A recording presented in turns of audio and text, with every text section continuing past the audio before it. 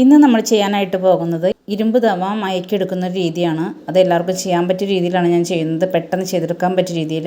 അപ്പോൾ നമ്മൾ തവയിലേക്ക് കുറച്ച് ഓയിലോ വെളിച്ചെണ്ണയോ അതല്ലെങ്കിൽ നെയ്യോ അങ്ങനെ എന്തായാലും കുഴപ്പമില്ല, ഇതുപോലെ കുറച്ച് ഒഴിച്ചിട്ട് നല്ലതുപോലെ ചുറ്റും ഒന്ന് പുരട്ടി കൊടുക്കുക. അതിൻ്റെ ബാക്ക് സൈഡിലും ഉള്ളിലും എല്ലാം നമ്മൾ ഓയിലാക്കി കൊടുക്കണം. എന്നിട്ട് നമുക്കിനി സ്റ്റൗ ഓൺ ചെയ്യാം. അതിലേക്ക് നമുക്ക് ഈ തവ വെച്ച് കൊടുക്കാം. തവ വെച്ച് കൊടുത്ത് ഈ തവയിൽ നിന്ന് പുക വന്നു തുടങ്ങില്ലേ, ആ സമയത്ത് നമുക്ക് ഫ്ലെയിം ഓഫ് ചെയ്ത് കൊടുക്കാം.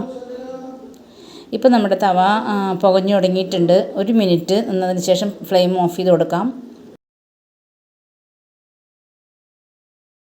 ഇപ്പോൾ നമ്മൾ ഫ്ലെയിം ഓഫ് ചെയ്തിട്ടുണ്ട്. ഇനി നമ്മൾ ചെയ്യേണ്ടത് ഈ തവ ചൂടാറാനായിട്ട് വെയിറ്റ് ചെയ്യുക. ഇപ്പോൾ തവ ചൂടാറിയിട്ടുണ്ട്. ഇനി നമുക്ക് അതിലെ ഉള്ളിലത്തെ ഓയിലെല്ലാം തുടച്ച് മാറ്റാം.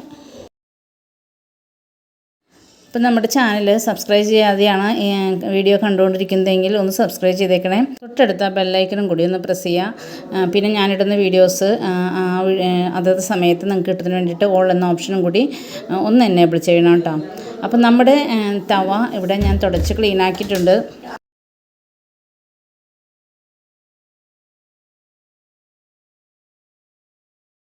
ഇനി നമുക്ക് സ്റ്റൗ ഓൺ ചെയ്ത് കൊടുക്കാം. ഇതിലേക്ക് കുറച്ച് ഓയിൽ നല്ലതുപോലെ ഒന്ന് വീണ്ടും നമുക്ക് സ്പ്രെഡ് ചെയ്ത് കൊടുക്കാം. ഇതുപോലെ നമ്മൾ ഒരു 2-3 പ്രാവശ്യം 3-4 പ്രാവശ്യം ഇതുപോലെ ഓയിൽ സ്പ്രെഡ് ചെയ്ത് വീണ്ടും ഈ തവ ചൂടാക്കി കൊണ്ടിരുന്ന് കഴിഞ്ഞിട്ടുണ്ടെങ്കിൽ നമ്മുടെ തവ നല്ല ക്ലിയറായിട്ട് കിട്ടും. നോൺ സ്റ്റിക്കിൻ്റെ തവയുടെ അതേതുപോലെ തന്നെ കിട്ടും.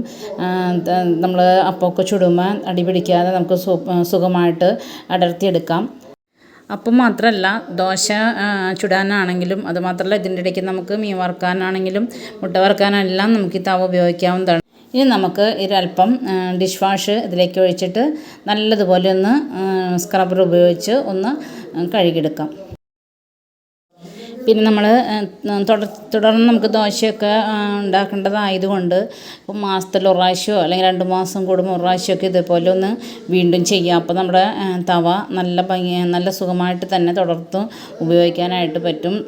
അടിക്കൊന്നും ഒട്ടും തന്നെ പിടിക്കാതെ നമുക്ക് ദോശ ഉണ്ടാക്കാനും അപ്പം ഉണ്ടാക്കാനൊക്കെ സാധിക്കും. ഇനി നമുക്ക് കഴുകിയെടുക്കാം.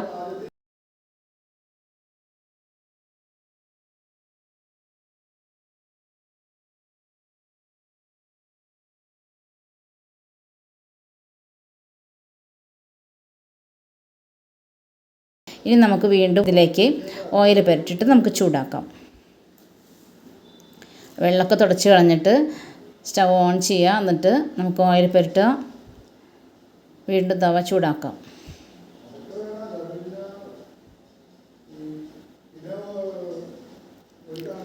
ഇപ്പോൾ പുകഞ്ഞു വന്ന് തുടങ്ങിയിട്ടുണ്ട്. ഇനി നമുക്ക് സ്റ്റൗ ഓഫ് ചെയ്യാം. അതെല്ലാം തുടച്ച് മാറ്റാം. നമുക്കിനി ഓയിൽ തുടച്ച് മാറ്റിയതിന് ശേഷം നമുക്കിനി ഒന്ന് അപ്പം ഉണ്ടാക്കി നോക്കാം. നമ്മളെന്തായാലും റെഡിയാക്കിയ തവയല്ലേ, ഇനി നമുക്കൊന്ന് ഒരു അപ്പം ഉണ്ടാക്കി ഞാൻ കാണിച്ചു തരാം.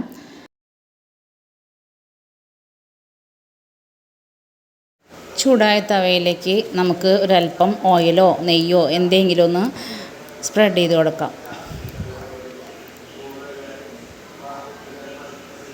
ഇനി നമുക്ക് അപ്പത്തിൻ്റെ മാവ് കോരി ഒഴിക്കാം. എന്നിട്ട് പതുക്കെ ഒന്ന് പരത്തി കൊടുക്കാം. നമ്മുടെ സാധാരണ വെള്ളപ്പച്ചട്ടി പോലെ കുഴിഞ്ഞല്ല ഇരിക്കുന്നത് കൊണ്ട് ഞാൻ കുറച്ച് പരത്തി കൊടുക്കുകയാണ്. ഇതുപോലെ തന്നെ നമുക്ക് ഇരുമ്പിൻ്റെ ഏത് പാത്രം വാങ്ങിച്ചാലും അപ്പച്ചട്ടി ആയാലും ദോശത്തവ ആയാലും അതല്ല ചീനച്ചട്ടി ആയാലും എല്ലാം നമുക്ക് ഇതേപോലെ തന്നെ മയക്കിയെടുക്കാവുന്നതാണ്. വളരെ സിമ്പിളായിട്ട് തന്നെ നമുക്ക് ചെയ്തെടുക്കാനായിട്ട് പറ്റും. പിന്നെ മാത്രമല്ല, ഇത് ഇടയ്ക്ക് നമ്മൾ 1 മാസത്തിൽ 1 പ്രാവശ്യമോ അല്ലെങ്കിൽ 2 മാസം കൂടുമ്പോൾ 1 പ്രാവശ്യമൊക്കെ വീണ്ടും ഇതുപോലെ തന്നെ 1-2 പ്രാവശ്യം ഓയിൽ പുരട്ടിയിട്ട് ചൂടാക്കി എടുക്കുകയാണെങ്കിൽ നമുക്ക് ഇതേപോലെ തന്നെ തുടർന്നുകൊണ്ട് പോകാം. കാരണം നമ്മൾ മീനൊക്കെ വറുക്കുകയാണെങ്കിൽ അതിൻ്റെ ഒരു ചിലപ്പോൾ വല്ല ഗ്രിപ്പായ പോലെയൊക്കെ വരികയാണെങ്കിൽ നമുക്ക് ബുദ്ധിമുട്ടാണ്. അതുകൊണ്ട് ഇടയ്ക്കിടയ്ക്ക് നമ്മൾ ഇതുപോലെ ഒന്ന് ചെയ്ത് കൊടുക്കുക. നമുക്ക് സിമ്പിളായിട്ട് അപ്പവും ദോശയും എല്ലാം ഉണ്ടാക്കാനായിട്ട് പറ്റും. അപ്പോൾ നമ്മുടെ എല്ലാവർക്കും ഉപകാരപ്രദമായ ഈ വീഡിയോ എല്ലാവർക്കും ഇഷ്ടപ്പെട്ടെന്ന് വിശ്വസിക്കുന്നു. ഇഷ്ടപ്പെട്ടാൽ ലൈക്ക് ചെയ്യുക, ഷെയർ ചെയ്യുക, കമൻറ്റ് ചെയ്യുക. പിന്നെ നമ്മുടെ ചാനൽ ഇതുവരെ സബ്സ്ക്രൈബ് ചെയ്യാതെയാണ് കാണുന്നതെങ്കിൽ ഒന്ന് സബ്സ്ക്രൈബ് ചെയ്തേക്കുക. തൊട്ടടുത്ത ബെല്ലൈക്കനും കൂടി ഒന്ന് പ്രസ് ചെയ്യുക. മാത്രമല്ല ഞാനിടുന്ന വീഡിയോസ് നിങ്ങളിലേക്ക് അപ്പോൾ തന്നെ കിട്ടുന്നതിന് വേണ്ടി ഓൾ എന്ന ഓപ്ഷനും കൂടി ഒന്ന് പ്രസ് ചെയ്തേക്കണേ. Thank you.